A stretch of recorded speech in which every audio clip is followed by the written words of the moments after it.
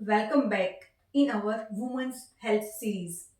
आज हम women's health की बहुत ही इंपॉर्टेंट टॉपिक के बारे में डिस्कस करने वाले हैं।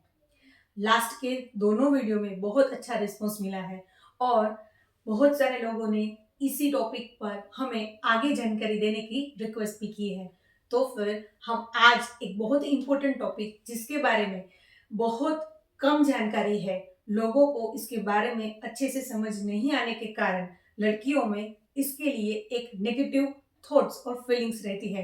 इसके बारे में खुद से बात नहीं करने के कारण और अफवाहों के कारण, गलत चीजों की जानकारी के कारण बहुत ही नुकसान हुआ है। तो फिर आज हम ऐसी ही एक इम्पोर्टेंट टॉपिक है जिसको हम कहते हैं मेंसेस, आम भाषा में बोले तो पीरियड्स।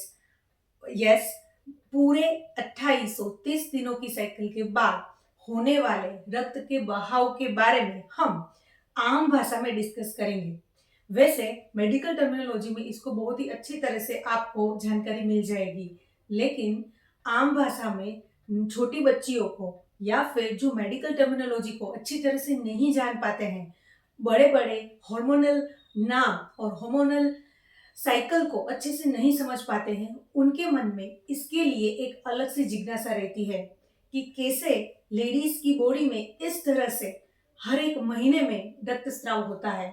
ये साइकिल की जानकारी एक लेडीज को होना बहुत जरूरी है अपने शरीर को समझने के लिए, और इन 5 दिनों में होने वाले रक्त के बहाव के लिए कोई भ्रांति ना हो, कोई नेगेटिव थॉट्स ना हो, इसके लिए जानकारी ही एकमात्र उपाय है। तो फिर ज्यादा टाइम नहीं लेते हुए हम इस बारे में डिस्कशन शुरू करते हैं। हमारे जो बच्चेदानी होती है उसमें और एग्स जिसमें बनते हैं वो ओवरीज, और बच्चेदानी को बोलते हैं यूट्रस।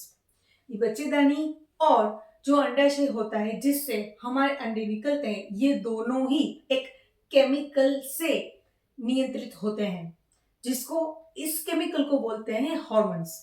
हमारे ब्रेन की एक ग्लैंड है जिसको बोलते हैं पिट्यूटरी ग्लैंड, और वहां से ही केमिकल्स के थ्रू, ब्लड के थ्रू ये सिग्नल्स पहुंचते हैं हमारी ये बच्चेदानी और अंडाशय को। आम भाषा में समझते हैं हमारी इस मेंसेस साइकिल को। पहले तो हम समझते हैं कि ये रक्तस्राव जो है वो क्या सिर्फ ब्लड होता है। तो मैं आपको ये जानकारी ले के लिए बता दूं, हम सोचते हैं कि पीरियड के इन दिनों में, 5 दिनों में, 7 दिनों में, या कभी कभी 3-4 दिनों के लिए जो कोई भी रक्त का स्राव होता है वो सिर्फ ब्लड होता है, लेकिन नहीं, वो सिर्फ ब्लड नहीं होता है। आपने कई बार सुना होगा कि आम लोग बोलते हैं कि वो गंदा खून होता है, हमारे शरीर की गंदगी निकलती है, या फिर ऐसा खून है जो हमारे शरीर में कोई काम का नहीं है और इसीलिए वो हमारे बच्चेदानी के वहां से निकल जाता है। तो एक बात समझिए, ये कोई गंदा खून नहीं होता है और ना ही वो कोई एबनॉर्मल या फिर गंदी चीज है जो हमारे शरीर से बाहर फेंकने के लिए हो। पहले हम समझते हैं कि ये जो ब्लड निकलता है वो होता क्या है। वो एक्चुअल में होता है एक टिश्यू। अब बच्चेदानी जो है वो बच्चे को अच्छी तरह से पोषण देकर उसको ग्रो करने के लिए कुदरत ने बनाई है, मगर हम हर महीने प्रेगनेंसी नहीं कैरी करते। तो जब भी हमें बच्चे ना हो, मीन्स प्रेगनेंसी ना हो, तब जो कोई भी व्यवस्था कुदरत ने हमारे बच्चेदानी के अंदर बनाई होती है उसका निकाल करना जरूरी होता है।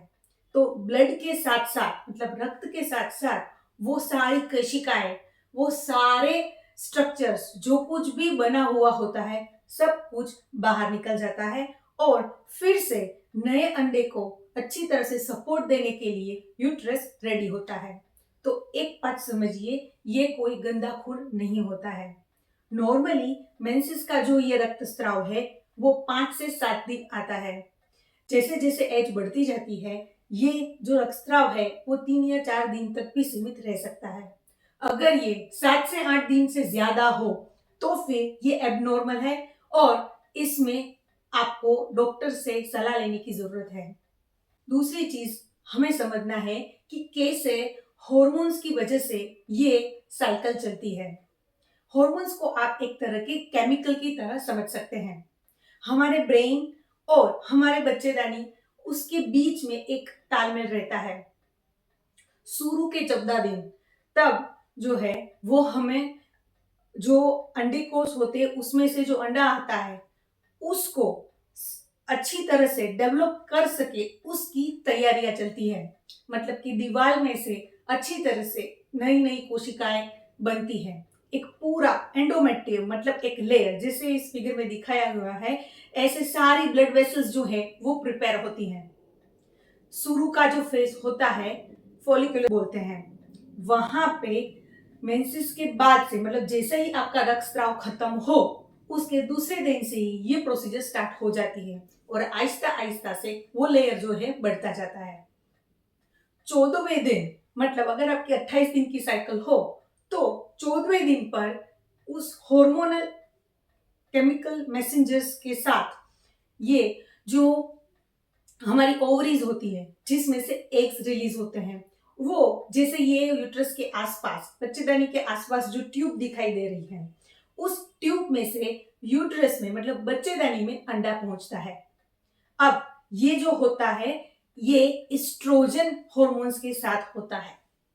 अब जब अगर ये अंडे स्पर्म के साथ फर्टिलाइज होता है मतलब हम प्रेगनेंसी कैरी करते हैं तो फिर प्रोजेस्टेरोन हार्मोन जो 14 दिनों के बाद बनता है वो बरकरार रहता है और हमारा यूट्रस जो है वो बनाई हुई जो कोशिका है उसको बरकरार रखते हैं।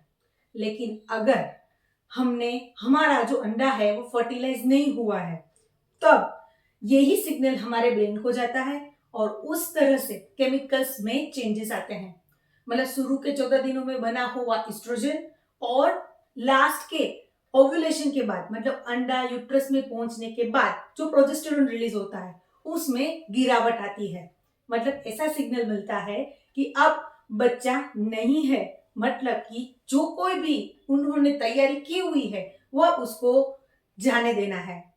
यस, मतलब कि जो कुछ भी प्रिपरेशन किया हुआ होता है बच्चे को डेवलप करने के लिए, जो कोई भी ब्लड वेसल्स रहती हैं, कोशिकाएं रहती हैं और आसपास के जो टिश्यूज रहते हैं वो सारे 5 दिनों के अंदर आहिस्ता आहिस्ता से बच्चेदानी में से निकल जाते हैं, यूट्रस को पूरा क्लियर कर देते हैं।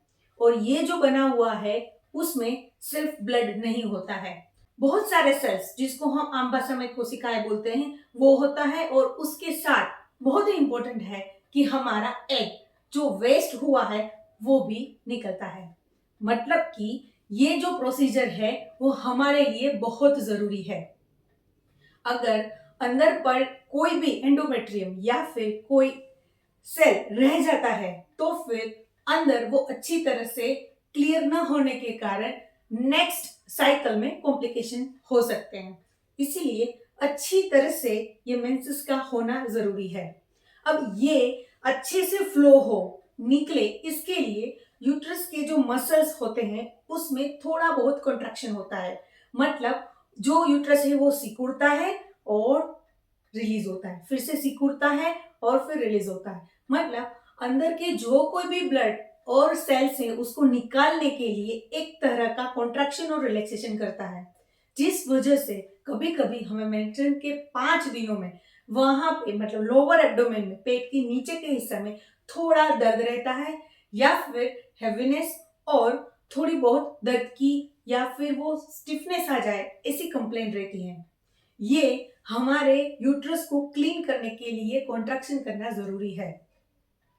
उसके लिए अगर आपको पेन ज्यादा हो या फिर उसमें ज्यादा दर्द हुआ हो तो फिर आप गर्म पानी या हॉट वाटर बैग का यूज कर सकते हैं।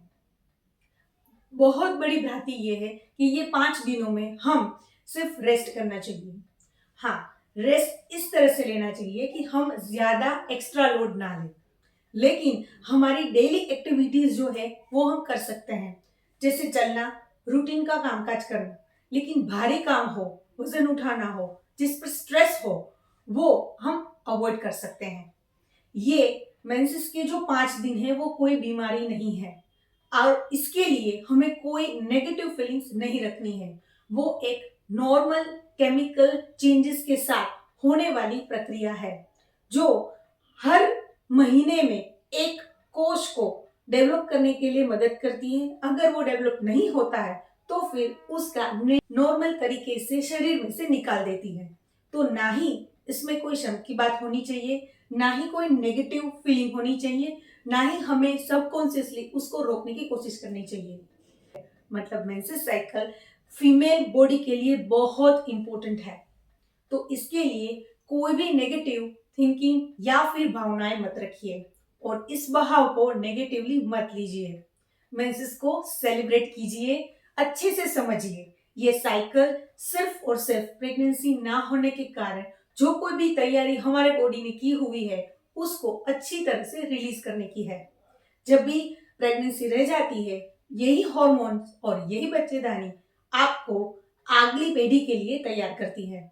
तो फिर बहुत ही जरूरी है कि हमें अच्छी तरह से हर एक महीने पर पीरियड्स आने चाहिए और कोई गंदा खून नहीं है, वो हमारा ही normal blood with some tissues, अच्छे कोशिकाओं के साथ आने वाला ब्लड है।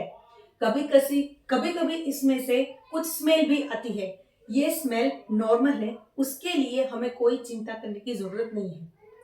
मेन चीज ये है कि जब भी आपको महीने के इन दिनों में ब्लड आता है उसका कलर आप जरूर से नोट कीजिए। वो मोस्ट ऑफ द टाइम वो रेड और मरून डार्क रेड जैसा होता है। अगर ब्लैक या फिर वाटरी सॉल्यूशन या बहाव बहुत ही पानी जैसा हो या फिर काले रंग का हो, अलग कोई दूसरे रंग का एबनॉर्मल चेंजेस दिखे तो फिर डॉक्टर का कंसल्ट करना जरूरी बनता है। तो कोई भी डर पाले बिना, कोई भी नेगेटिविटी रखे बिना अपने बॉडी को एक्सेप्ट कीजिए। ये दिनों को आप अच्छी तरह से माइंड में बॉडी के साथ एक्सेप्ट करने के साथ ये पीरियड के 4 दिन एक्टिव रहिए, पॉजिटिव रहिए। अगले वीडियो में हम फिर से ऐसे ही इंपॉर्टेंट टॉपिक पर आम भाषा में आपके डाउट्स को क्लियर करने के लिए फिर से मिलेंगे। तब तक के लिए गुड बाय।